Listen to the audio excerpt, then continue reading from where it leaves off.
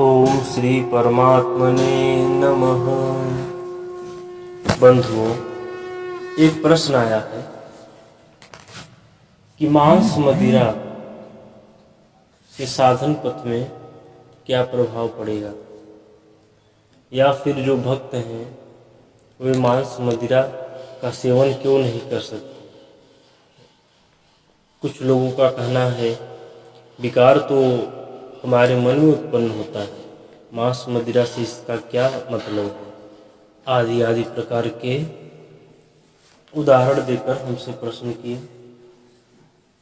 कहीं तो मांस प्रसाद भी है, कहीं चढ़ाया जाता है,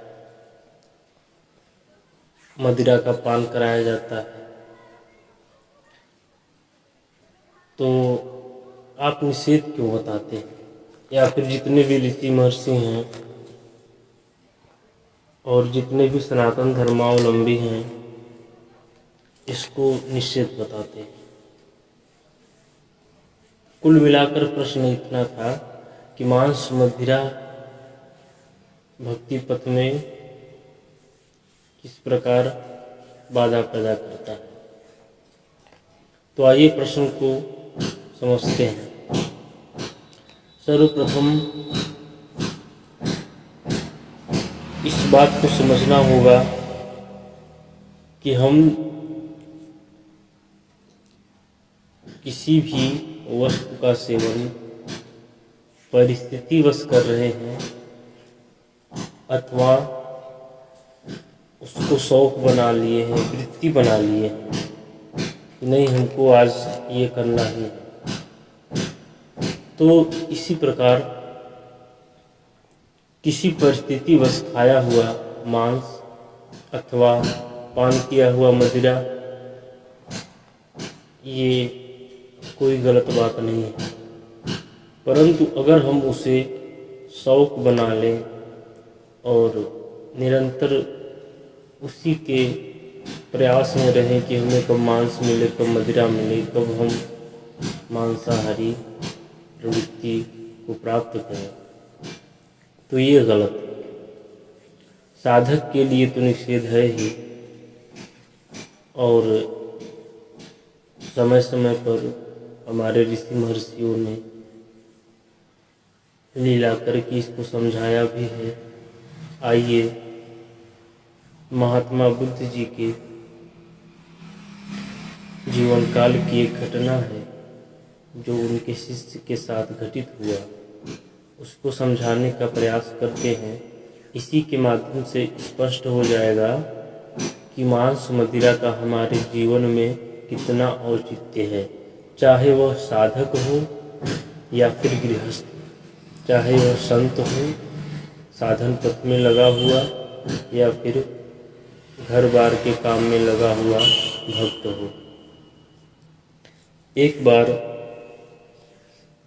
महात्मा बुद्ध अपने शिष्यों के साथ एक गांव के पास से गुजर रहे थे।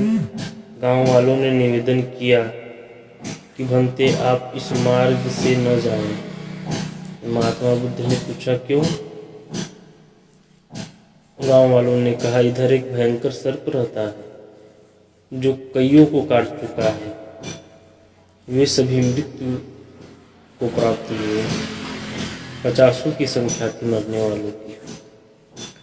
हम लोगों ने तो यह रास्ता ही छोड़ दिया है। गांव वालों ने कहा कि हम लोगों ने इस रास्ता का परित्याग कर दिया है। कोई भूला भटका चला जाता है तो दुर्घटना ही हो जाता है, इसलिए हे महापुरुष आप इस रास्ते से न जाएं। महात्मा बुद्ध कहे तो इसी गांव में रुक जाते हैं। वे रुक गए और उन्हीं के एक शिष्य थे जो आरंभिक जीवन में सपेरा का काम करते थे, बाद में साधु हो गए, भिक्षु होकर साथ में भ्रमण करते थे। उनके अंदर यह सर्प विद्या थी, कैसा भी सांप को उसे बस में कर ले, इसलिए वे उसी रास्ते पर गए और अपने सर्प विद्या से उस सर्प को पकड़ लिए। सर्प पकड़ा गया और फिर सबका भय दूर हुआ। गांव वाले बहुत प्रभावित हुए, बहुत प्रसन्न हुए, कहने लगे आप हमें महान संकट से उबारे हैं, बताइए आपकी क्या सेवा करें, क्या खिलाएं। भिक्षु ने कहा यदि आप लोग प्रसन्न ही हैं तो अंगूर की शराब पिलाइए। तुरंत व्यवस्था हुई। महात्मा बुद्ध को यह नहीं पता है, वे कहीं और ठहरे हैं और यह घटना कहीं और घटित हो रही है। तुरंत व्यवस्था हुई, सबने मात्र चखा, किंतु उस भिक्षु ने अधिक ले लिया और बेहोश होकर गिर पड़ा।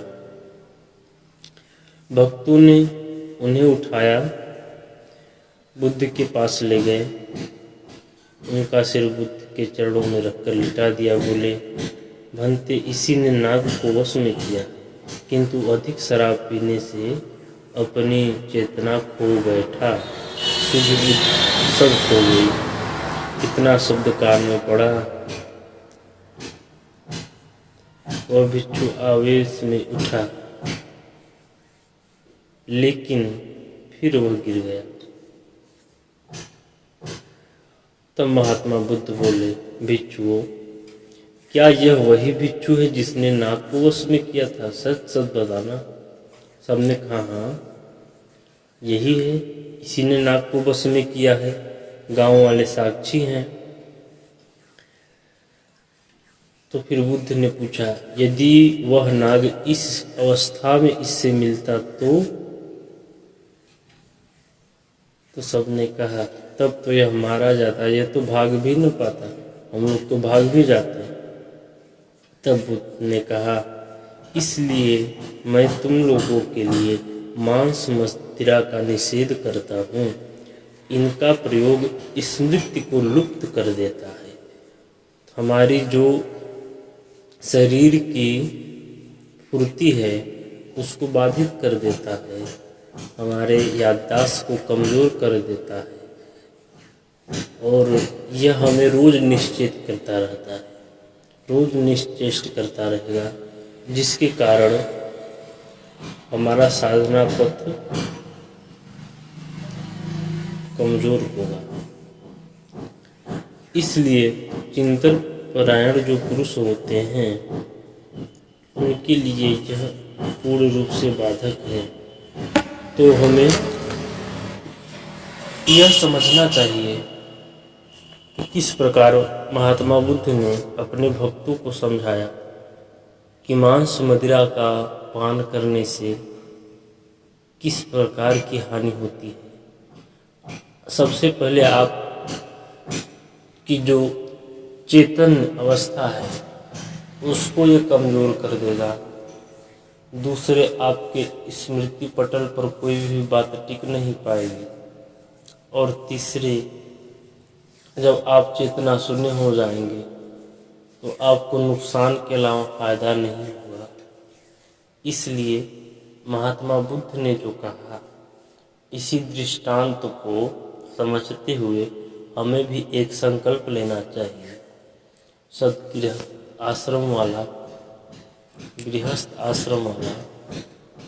साधक जितने भी हैं सबको इससे बचने का प्रयास करना चाहिए। गृहस्थों के अंदर अगर यह आदत है तो धीरे धीरे उसे छोड़ने का प्रयत्न करना चाहिए, क्योंकि जब हम प्रयत्न करते हैं तो प्राप्ति अवश्य होती है। इसलिए मांस मदिरा को निषेध बताया गया।